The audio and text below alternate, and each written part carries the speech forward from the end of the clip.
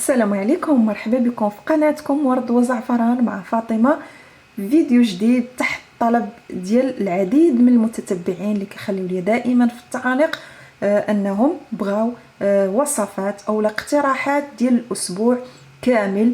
الناس اللي كيبغيو يحضروا الماكله ديال السيمانه كلها في نهايه الاسبوع او لا في الويكاند ديالهم، يعني الاسباب العمل او لا اي اسباب اخرى. اليوم غادي نتقاسم معكم 5 اقتراحات اللي ساهلين ماهلين تحضروهم بسرعه. صراحه انا ما كنديرش هذه الطريقه لان يعني التوقيت ديال العمل ديالي مناسب انني حتى كنجي للدار عاد كنطيب كل نهار بنهارو، ولكن الله يحسن العوان راه كاينين ناس اللي كيخرجوا معطلين بزاف من الخدمه، ما كيبقاش عندهم لا جهد ولا يعني قوه باش يصيبوا الوصفات ملي كيجيو من الخدمه.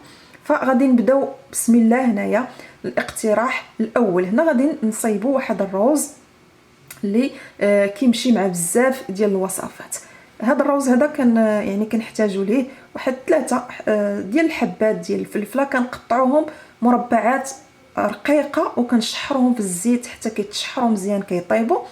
كنضيف شويه ديال الثومه محكوكه، ومن بعد كنضيف الروز اللي كنكونوا سلقناه صفيناه مزيان من الماء. فبالنسبه للناس اللي عندهم مشاكل مع الروز بسمتي غادي يعني غندير لكم ان شاء الله فيديو بالتفصيل. ما عمركم مازال ان شاء الله تلقاو مشكل مع هذا الروز ما يتعجن ولا يلصق لكم ابدا. كيف يمكن لكم في هذه الوصفه ديروا الروز الاصفر يعني كلاصي عادي. كنضيف شويه ديال الملح وهاد الاعشاب المنسمه اللي كنوريكم دائما في الفيديوهات. الا ما عندكمش كتنسموا هذا الروز باش ما بغيتو، يعني غير ديك الفلفله مع الثومه كتزيدوا عليها مثلا شويه ديال الملح، شويه ديال الفلفل الاسود اولا الهريسه، وكتشحروه على واحد العافيه اللي مهيله بزاف بحال الشمعه حتى كيتشرب يعني داك الزويته ديال الفلفله وكيتنسم لينا بالاعشاب. يمكن لكم ديروا معلقه ديال الزبده كذلك. هنا غادي نحضروا الدجاج. كناخذ الدجاج اللي عندنا غادي نحتاجوه، مثلا غنديروا واحد الوجبه ديال الدجاج خلال الاسبوع، فكنحضروا ليها الدجاج ديالها. هنا الدجاج عندي مغسول دائما بالملح حامض والخل ضروري. غادي ندير هاد التتبيله اللي غتشوفوا معايا: شويه ديال السكينجبير، شويه ديال الخرقوم بلدي، شويه ديال الابزار، شويه ديال الملح، عصير ديال الحامض. العصير ديال الحامض ملي كنديروه في الدجاج وكنديروه في الفريغو كيخلي الدجاج كيجي فتي وهشيش. واحد شويه ديال الزعفران الحر. وهنا ما كنديروا لا زيت، يعني ما كنديروا لا زيت لا ثومه لا بصله لا حتى شي حاجه، فقط التوابل. كنخلطوهم بشويه ديال الماء عادي وكندوزو فيهم داك الدجاج باش يلاه كيتشرب لينا ديك التوابل مزيان والعطريه. صافي كنرقدوه وكنخليوه على جنب. من بعد هنا كاقتراح اخر انا غندير الكفته ديال السمك، اي سمك بغيتو. هنا عندي السلمون، تقاسمت معكم فيديو بالتفصيل غادي نخليه لكم في صندوق الوصف بالنسبه للناس اللي ما شافوهش. كنطحن يعني السلمون كفته وكنضيف الحامض والتوابل كلها. يمكن لكم هاد الطريقه ديروها للسردين كذلك، تجيبوه تغسلوه تخليوه تتقطر مزيان ينشف، ديروا معاه الروز والتوابل وحتى هو تحتفظوا به كفته جاهزه.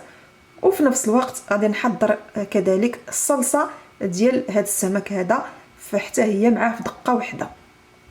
من بعد اقتراح اخر وهذا حتى هو تقاسمته معكم مؤخرا في القناه، هاد الحشوه اللي غندير دابا بالدجاج، صدر الدجاج اللي كيكون مقطع صغيور بزاف، فلفله، وكنضيف ليه كذلك البصله، وغادي نشحرو مزيان حتى كيدخل فيهم الطياب. هاد الحشوه هذه هي اللي تقاسمت معكم في الساندويتشات مؤخرا، ساندويتشات ديال الشوايه. بعد ما كيطيب الدجاج الفلفله والبصله كنزيدوا الزيتون والتوابل وكنحركوا مزيان. هنا يعني ما كنعطيكمش الديتاي التوابل بالديتاي لانني حضرت هذا الفيديو راه محطوط في القناه، غير سيروا لصندوق الوصف بالنسبه للناس اللي ما شافوش وغادي تلقاو الرابط ديالو في صندوق الوصف.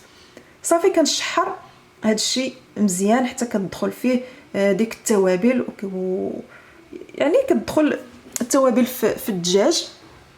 صافي. وغادي نخليو بالنسبه لهاد الساندويتشات يعني اما ديروهم في آلة البانيني اولا في الفرن اللي بغيتو.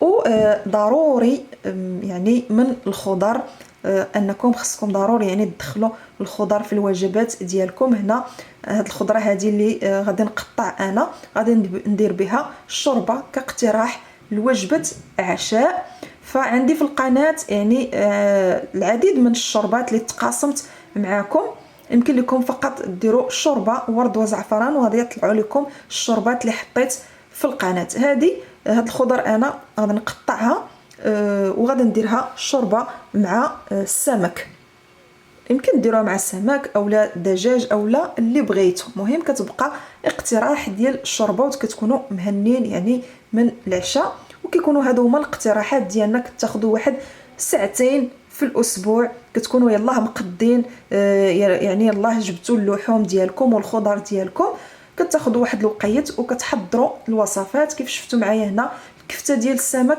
محضره مع الصلصه ديالها، يعني هذا اقتراح اول. وهنا عندي هذه الحشوه ديال الساندويتشات كاقتراح ثاني، حتى هي كتفككم من التخمام، خصوصا دابا مع الدخول المدرسي بزاف ديال الناس كيكونوا يعني مشغولين مع الدخول المدرسي وتالفين. فهذه اقتراحات. وهنايا عندي الدجاج مشرمل، هذا غادي ندير لكم به ان شاء الله وصفه اللي كتجي كذلك بنينه بزاف غنتقاسمها معكم ان شاء الله في القناه. فانتم يمكن لكم تحضروا به طاجين اولا اللي بغيتو كيكون عندكم موجود. الخضره حتى هي كتكون مقطعه وموجوده كديروا بها الشوربه يعني كتهنيكم بواحد يعني كوجبه عشاء. والروز، هذا الروز هذا راه يعني سبق لي وتقاسمت معكم الطريقه كيفاش كنصوطيو وكيجي بنين في القناه. هذا يعني غادي يفككم من بزاف ديال الحوايج. هذا الروز الا كان عندكم في الثلاجه تقدروا فقط ديروا ترافقوا غير مع دي بغوشات ولا شويه ديال الكفته مشويه اولا سمك اولا اي حاجه.